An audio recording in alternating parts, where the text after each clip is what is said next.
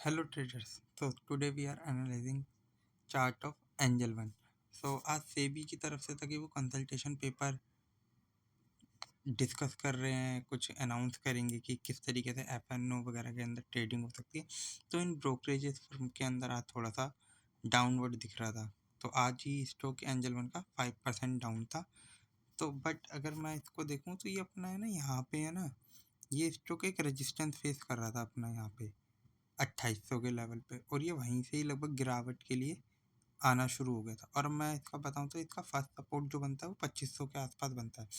और अगर आप थोड़ा सा इसको थोड़े टाइम पहले देखेंगे, लगभग इसे यहाँ पे 1 अक्टूबर के आसपास, तो 1 अक्टूबर के आसपास ये अपना चल रहा था 2100 के आसपास चल रहा था, 2117, 2182। तो वहाँ से आप देखेंगे तो ठीक ठाक रैली दिया था।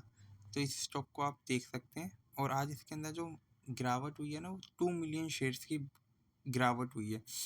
तो अब 2500 के लेवल का हमें इंतज़ार करना चाहिए, लगभग वो आएंगे। फिर उसके बाद देखते हैं इसके अंदर क्या कर सकते हैं। बट अच्छी कंपनी है और एक तरीके से ट्रेडिंग स्टॉक बन गया है देखा जाए तो। मैं आपको इसके अंदर मैपिंग करके दिखाता हूँ थोड़ी सी कि किस तरीके से स्टॉक मूव करता है। लगभग इस लेवल पे आएगा, ऊपर गया, फिर डाउन गया, ठीक है। फिर क्या होगा, फिर थोड़े टाइम के बाद फिर से यहाँ पे जैसे इसने ये रैली यहाँ दे दी, अब ये हल्का सा डाउन आके फिर से रैली दे देगा। तो इस स्टॉक को आप ट्रेडिंग की तरह यूज़ करिए कि ट्रेडिंग पर्पस के लिए, ठीक है। और जो अगला स्टॉक मैं आप लोगों के साथ डिस्कस करना चाहता हूँ वो है एडवलवाइज।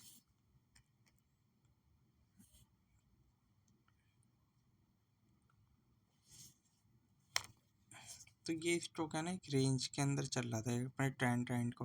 तो आज जैसे ही इसने ट्रेंड लाइन को ब्रेक किया ना, तो लगभग एक तरीके से मानिए इसका ये सपोर्ट भी है यहाँ पे। ये अगर आप देखें 106, 109, इस 106 भी आ सकता है, ये कोई बड़ी बात नहीं, क्योंकि जिस तरीके से ये एक यहाँ पे गिरावट हुई थी कल, अगर आप देखना चाहते तो टू 2 मिलियन शेयर से ज़्यादा की, और आज 3 मिलियन। तो यहाँ से एक और हल्की सी डाउन साइड के बाद ये अपने इन लेवल्स को टच करने के लिए जाएगा 116, और 116 के ऊपर क्लोजिंग देगा। तो फिर ये इसके अंदर 120, 122 तक के लेवल ओपन हो सकते हैं। तो इस स्टॉक को भी आप एनालाइज कर सकते हैं, आप स्टडी करके देख सकते हैं इसके अंदर। तो ये एक स्टॉक है। इसके बाद मैं एक आईटी सेक्टर से एक स्टॉक को डिस्कस करना चाहूँगा जिसका नाम है विप्रो।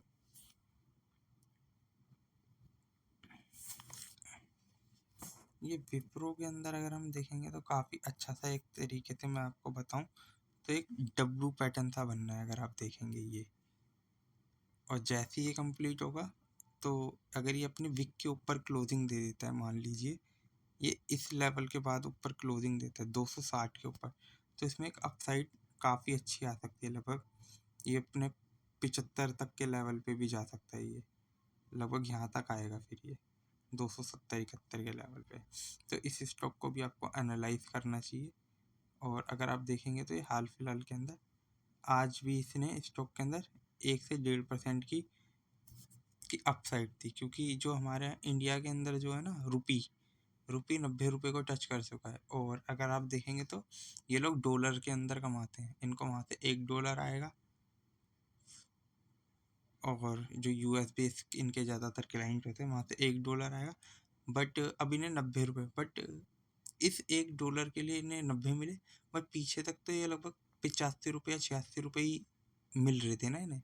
तो एक तरीके से देखेंगे तो इनको हर डॉलर के ऊपर 2 या 3 रुपये फ़ायदा हो रहा है। तो इनकी अर्निंग अच्छी आने की उम्मीद है, और अर्निंग अच्छी आएगी तो मीन्स आपके जो स्टॉक प्राइस है उसके अंदर वो शो ऑफ करने की कोशिश की जाएगी। तो इसीलिए आज ज़्यादातर आईटी स्टॉक आज अपसाइड के लिए था। तो थैंक यू फॉर वॉचिंग मी। किसी भी स्टॉक के अंदर कोई बाइंग और सेलिंग रिकमेंडेशन नहीं है, ओनली फॉर स्टडी पर्पस। मैं आपको अपना पॉइंट ऑफ व्यू बता रहा हूँ कि हाँ, आप किस तरीके से स्टॉक को सिलेक्ट कर सकते हैं और चार्ट एनालिसिस करना क्यों ज़रूरी है। क्योंकि जितने ज़्यादा आप चार्ट को एनालाइज करेंगे, उतना आपको समझ में आएगा कि मार्केट चलती कैसे, मूव कैसे करती है।